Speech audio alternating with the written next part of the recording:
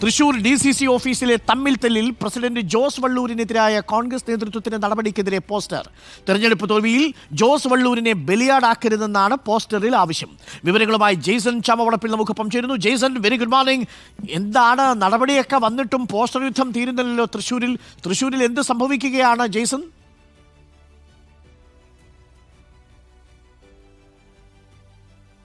Very good morning Arunkumar. തൃശ്ശൂരിലെ poster യുദ്ധവും തമ്മിലടിയും തീരുമെന്ന് പ്രതീക്ഷിക്കേണ്ടതില്ല തൽക്കാലത്തേക്കെങ്കിലും. അത്രയേറെ രൂക്ഷമാണ് ഇവിടുത്തെ സ്ഥിതി. കഴിഞ്ഞ ദിവസമാണ് ഡൽഹിക്ക് എല്ലാവരെയും വിളിപ്പിച്ചു. അവസാനം ജോസ് വള്ളൂരിനെ മാറ്റാനും MP വിൻസെന്റിനെ മാറ്റാനും തീരുമാനമെടുത്തു എന്നാണ് നമുക്ക് ലഭിക്കുന്ന വിവരം. പക്ഷേ MP വിൻസെന്റിനെ മാറ്റേണ്ടതില്ല എന്ന നിലപാട് K മുരളീധരൻ എടുത്തു എന്ന ആ നിലപാടോട് കൂടിയാണ് കൂടുതൽ പ്രശ്നങ്ങളിലേക്ക് വീണ്ടും എത്തിച്ചേർന്നിരിക്കുന്നത്.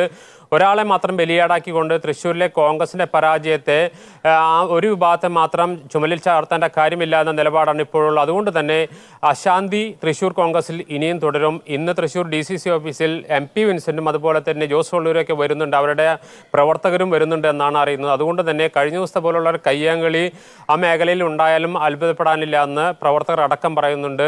ഇത്തരത്തിൽ തൃശ്ശൂരിലെ കോൺഗ്രസിനകത്തെ പ്രശ്നങ്ങൾ പരിഹരിക്കപ്പെടാൻ കഴിയാത്ത രീതിയിലേക്ക് വളർന്നു കഴിഞ്ഞു. തമ്മിലടി രൂക്ഷമായിരിക്കുന്നു. അത് പരസ്യമായ ഏറ്റുമുട്ടലിലേക്ക് എത്തിയിരിക്കുന്നു.